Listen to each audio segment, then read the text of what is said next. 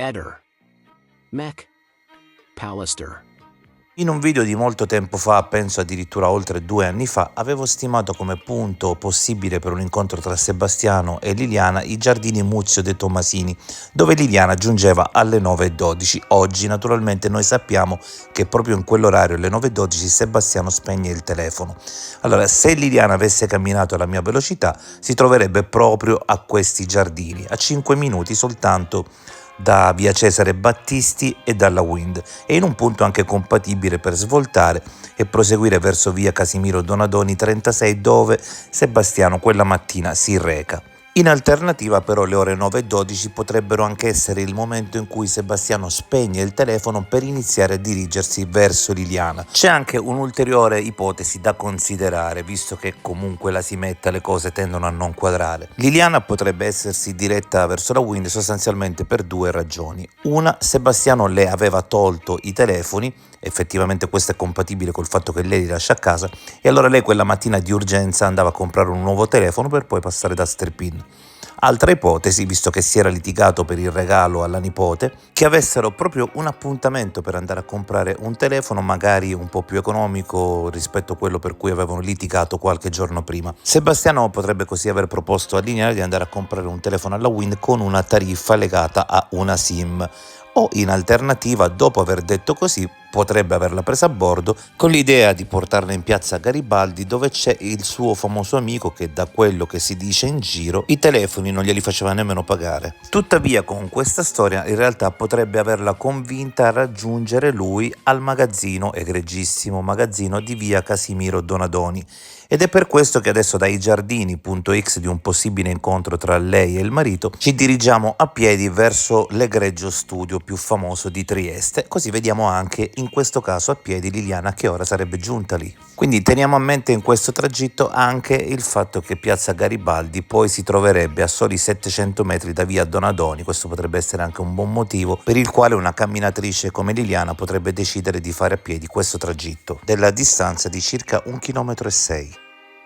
Il telefono che adesso che viene ricontrollato, che è stato appunto riscontrato dai miei consulenti, che ringrazio, che era un altro telefono, perché lui quando ha regalato il telefono alla youtuber, quello suo originale, cosa ha fatto? Ha comprato un altro uguale e ha tenuto quello dopo è stato dato alla polizia, non quello che appunto dopo ha portato la youtuber. Vabbè Sergio, figurati chi è che non regala un telefono a un'amica leggermente in difficoltà o a Fulvio Covalero. La polizia là non ha controllato niente, bastava guardare il numero. Il codice email che tra l'altro il telefono trasmette alla cella. Il numero di serie, sì. Non si può pretendere che facciano tutto subito in poco tempo.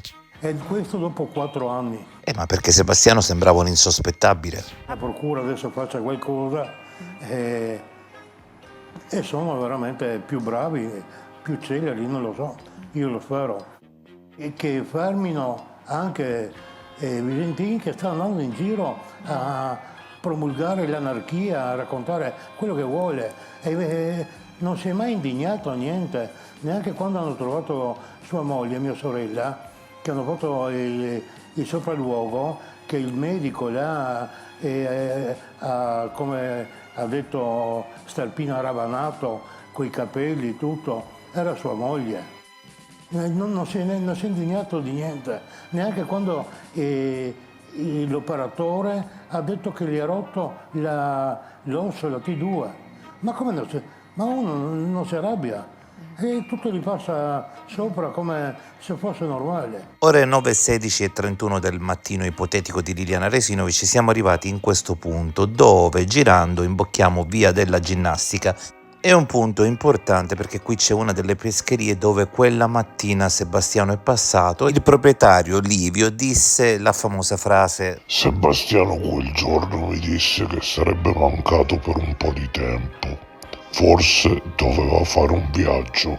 Questa frase mi ha aperto un mondo, tanto che la tesi di criminologia che ho fatto su Liliana l'ho conclusa con una ipotesi che a questa si riferiva, ovvero che Sebastiano quel pomeriggio stesso, forse massimo il giorno dopo, si sarebbe allontanato con la scusa di andare in Slovenia in bici con Liliana e lì poi avrebbe detto che lei era sparita, magari caduta in qualche dirupo sulle montagne. Poi tra inquirenti italiani e sloveni si sarebbe creato il solito dialogo difficoltoso, quindi nessuno avrebbe fatto indagini particolarmente accurate, anche se già in Italia non si erano fatte accurate. Quindi la frase detta a Livio poteva essere un indizio importantissimo. Poi Claudio Sterpin però, allarmandosi in modo istantaneo e innescando subito Salvo e Gabriella, potrebbe avergli fatto saltare questo ingegnoso e fantasioso piano, tanto che, come abbiamo sempre detto, il ritrovamento e il posizionamento di Liliana all'ex OPP sembra più frutto dell'improvvisazione che di un piano preorganizzato. Probabilmente appunto è stata improvvisazione dovuta al piano originale che è andato storto, e questa appunto è la famosa pescheria di Livio, la stiamo vedendo adesso, ed è sul tragitto di quella mattina nell'ipotesi che Liliana si rechi a piedi in via Damiano Chiesa.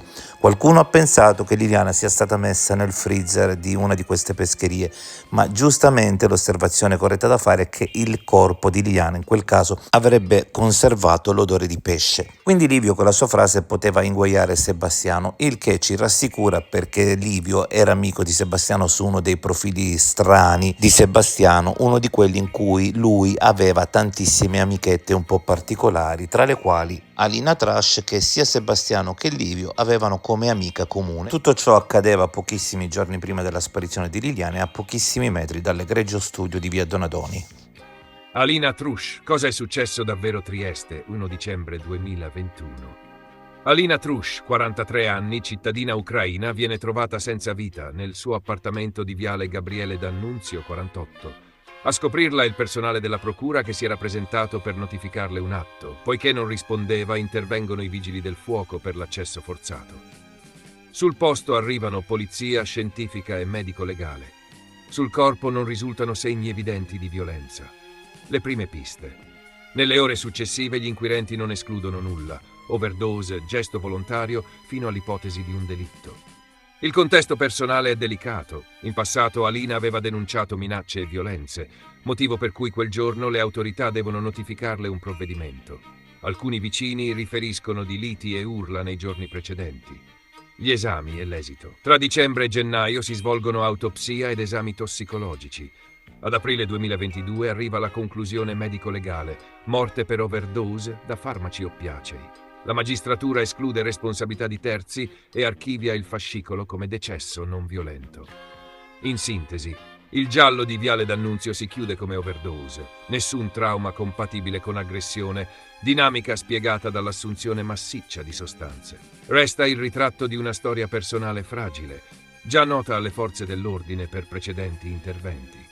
Trieste è grande, ma per coincidenza tutto ciò avviene a soli 200 metri dall'egregio studio di via Donadoni. Alina sarà pur morta così, però naturalmente, vedendo come sono state fatte le indagini nella vicenda di Liliana, adesso viene da dubitare un po' su tutto. Ciò accadeva solo 13 giorni prima della scomparsa di Liliana.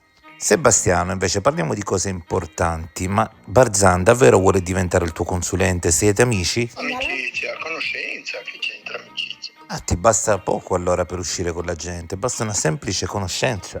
Siamo visti una sera, abbiamo mangiato qualcosa e poi dopo ciao. Una cena e dopo ciao, per cui praticamente sedotto e abbandonato. È strano, perché naturalmente tutte queste frequentazioni fanno pensare che ognuno di voi abbia semplicemente un piano volto alla visibilità mediatica. Cosa c'entra? Chi ha mai parlato con lui di queste cose? Parlavate di Sterpin? Parlavamo di altre cose, tutt'altro. Io veramente sono stanco di vedere queste pagliacciate che lui propone quotidianamente e non capisco perché appunto gli si dia ancora opportunità di comportarsi in questa maniera, e anche nelle televisioni nazionali, private, del servizio pubblico. Io non capisco. Misteri televisivi. Sono a disposizione se vogliono sentirmi, se vogliono avere qualche delucidazione. Sono sereno, tranquillo. Tutti gli esami sono stati fatti sulla GoPro. Molte volte ho portato la GoPro, loro l'hanno scaricata sul computer. Ma non è che Sebastiano faceva le riprese con la GoPro anche all'interno della questura quando doveva provarla? E a me lo chiede. Lo so, ma Sebastiano mi ha bloccato su Facebook a gennaio 2022. A chi? Ma sì, ma non sicuramente quello che fa la procura. A me mi chiedono cosa fanno. Ma per l'amor di Dio. Le indagini stanno continuando sul suo telefono e potrebbe esserci su qualche registrazione che lui non sapeva di avere. Ma anche questa è una domanda trabocchetto, perché non ho idea. Magari dopo tante delusioni un colpo di fortuna? Che venga, sì, ho capito. Qualsiasi cosa che venga sarà meglio che niente, ma poteva venire 3 anni e mezzo fa, l'ho già detto 1000 volte ormai. Io sono convintissimo che tutta la nostra storia, lo ripeto per la 100ª volta, saranno tutti annoiati di sentirla, di risentirla.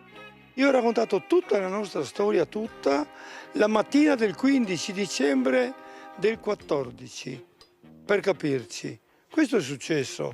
Tutto il resto è in qualche maniera contorno che doveva essere ricercato e scoperto già da subito, non lo è stato, sarà interessante capire perché.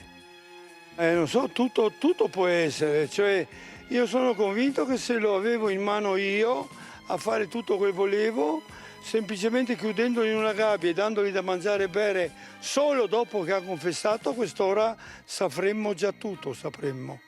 Io l'avrei messo in un posto sicuro, senza mangiare e bere, se non dietro, prima, il racconto di tutto quello che sapeva, tutto là. Lo potevamo mettere nelle celle segrete di un castello. Diventa una tortura, ma io probabilmente, essendo io quello che conduceva le indagini, non mettevo una persona sola, probabilmente ne mettevo, ma forse anche una mezza dozzina, ma non spettava a me fare le indagini.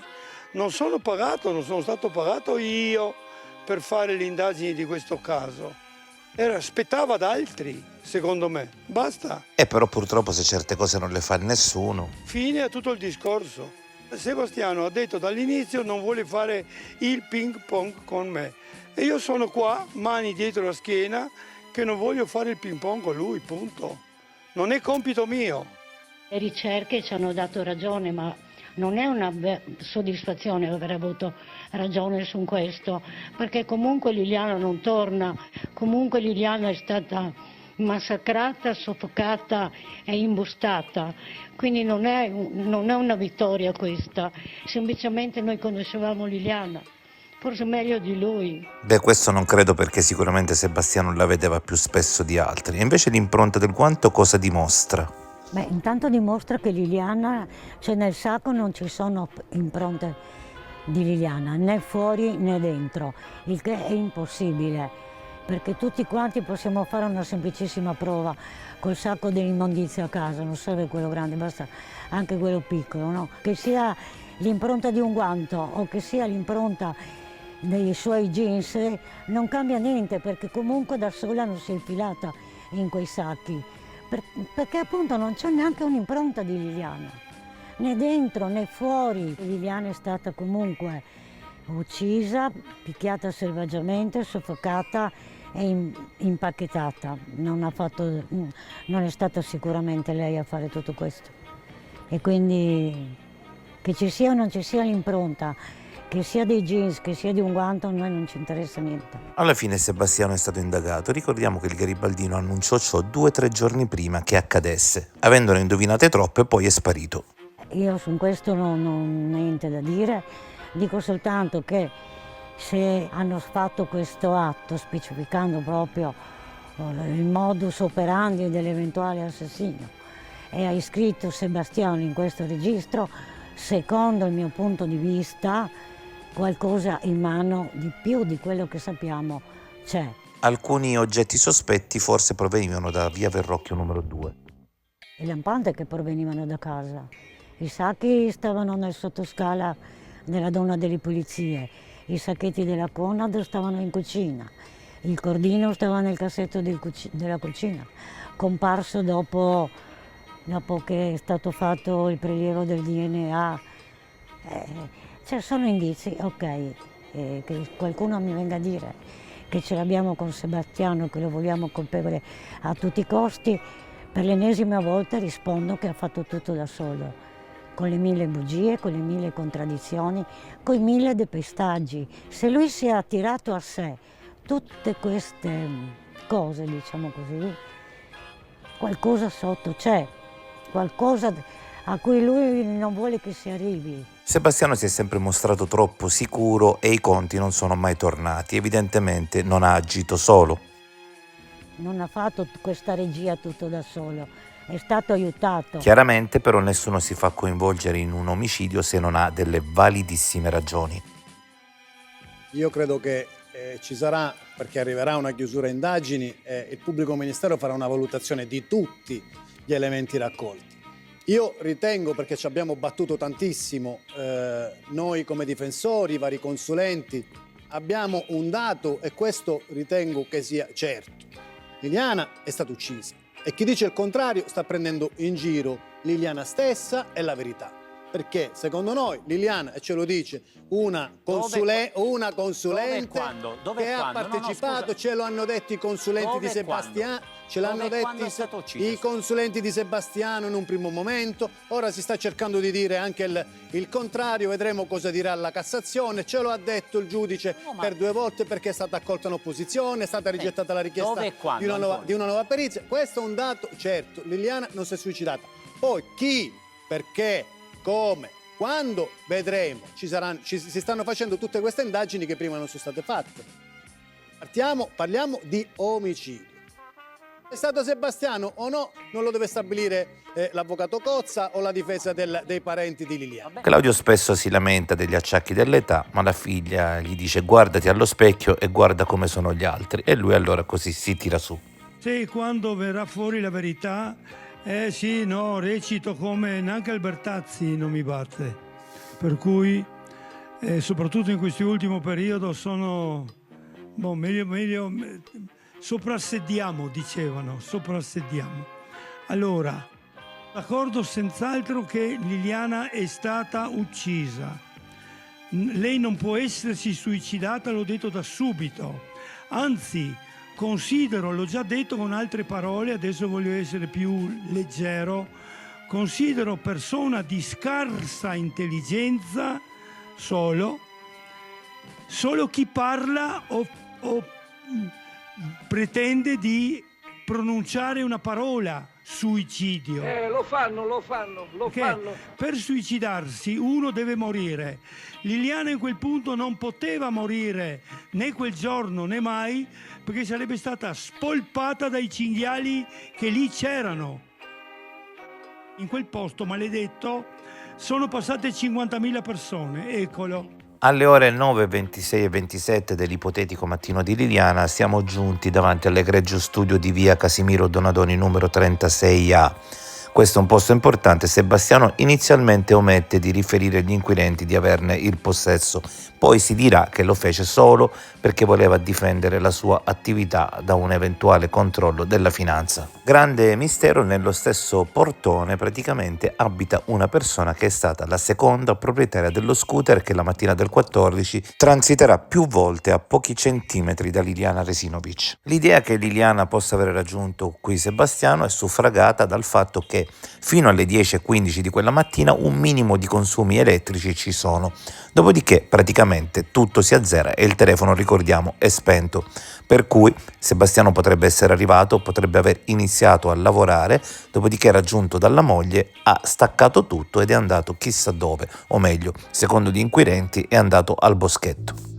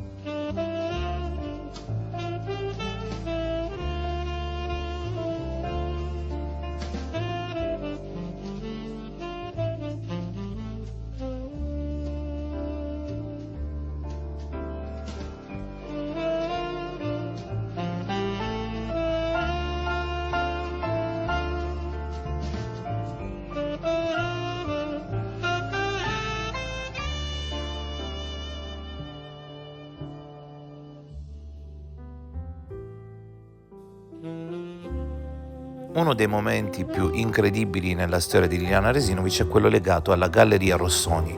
Qui il genio di Sebastiano arriva a concepire un piano diabolico. Sebastiano farà infatti credere agli inquirenti di essere passato la mattina del 14 proprio nei minuti in cui probabilmente si incontra con Liliana, ed in realtà era passato la sera prima senza farsi vedere da nessuno.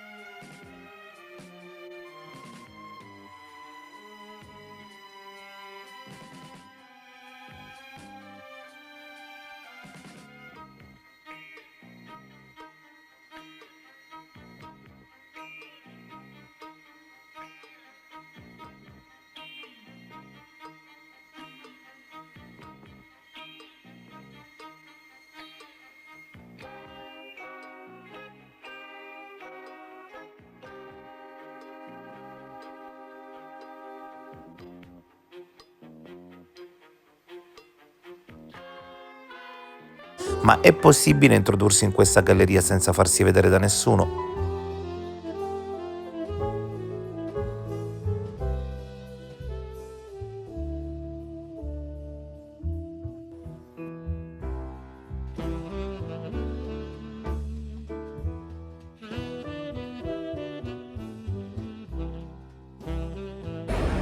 Galleria Rossoni. Galleria Rossoni. Galleria Rossini. Galleria Rossoni. Galleria Rossoni. Galleria Rossini. Galleria Rossoni. Galleria Rossoni. Galleria Rossini. Galleria Rossoni. Galleria Rossoni. Galleria Rossini. Galleria Rossoni. Galleria Rossoni. Galleria Rossini.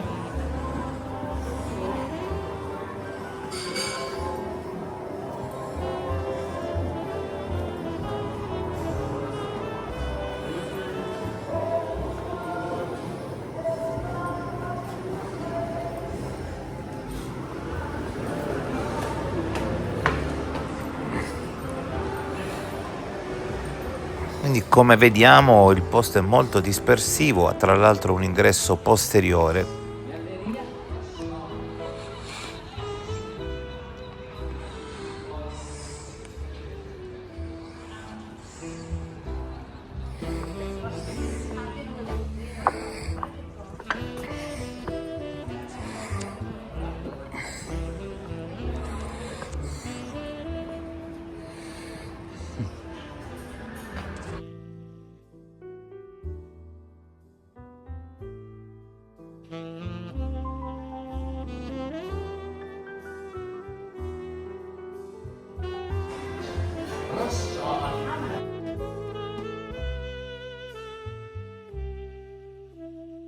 Come ormai tutti sanno, in questa galleria c'era una pescheria e Margherita, che era l'addetta al taglio del pesce, la mattina del 14 trova dei coltelli portati lì in precedenza e quindi Sebastiano era già passato la sera prima. Sarebbe molto importante chiedere a Margherita se ricorda vagamente come fossero questi coltelli, a parte che lei ricorda che quella era la prima e unica volta in cui questi coltelli non erano taglienti, e poi chiedere la stessa cosa a Mihaela, che è la rumena da cui Sebastiano andò a cena la sera del 13, quella da cui si fece restituire 2 coltelli, cercare di capire se questi coltelli fossero gli stessi, magari trovando degli elementi in descrizione compatibili. Intanto stiamo salendo anche al secondo piano della galleria. Infatti, nei minuti in cui Sebastiano la sera del 13 passa dalla galleria, tutti gli addetti sono su perché c'era una degustazione di vini, anzi in realtà era appena finita e stavano sistemando. Quindi nella fascia oraria in cui Sebastiano va, e probabilmente va anche perché è a conoscenza di questa informazione, tutte le altre attività sono chiuse, risultano presenti solo 2 persone nella galleria che sono impegnate al piano di sopra, ragione per la quale per Sebastiano poteva non essere così difficile riuscire a entrare, depositare i coltelli e andare via senza essere visto.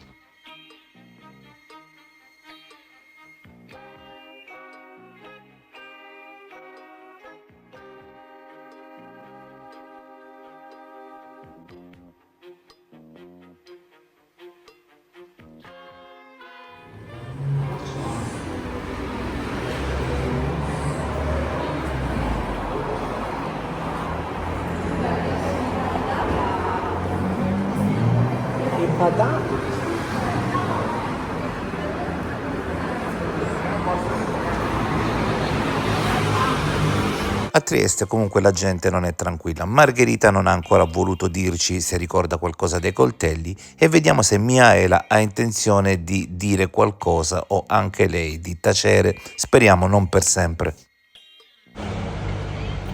Buonasera, mi scusi se la disturbo, lo so che magari l'avranno già disturbata altre persone. Stiamo facendo una ricerca e abbiamo bisogno solo... Va bene, ok, non ha tempo. Ehi, non dimenticare di iscriverti a questo canale.